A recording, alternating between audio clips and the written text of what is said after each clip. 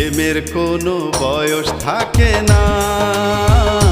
নানি নাতির সম্পর্ক যেখানে থাকে স্নেহ আর মমতা, সেখানে যদি জড়িয়ে যায় প্রেম, আর সেই প্রেম যদি বারবার বাধা পেরিয়ে তারা নাতি নাতি নানি আর নাতি বিয়ে হয়ে গিয়েছে, সম্পর্ক 5 বছর ধরে ছিল, দুইজন ভালোবাসা করে স্বেচ্ছায় বিয়ে করে ফেলেছে। আগেও একবার পালিয়ে গিয়ে থানা পুলিশের মাধ্যমে ফিরিয়ে আনা হয়েছিল, কিন্তু বিচ্ছেদ যেন টিকেনি। হৃদয়ের টানে আবারও পাড়ি জমায় পাশের উপজেলা কোটচাঁদপুর। আমি এবং নাতি এদের দুজনের সম্পর্ক আমরা অনেক দিন ধরে জানি।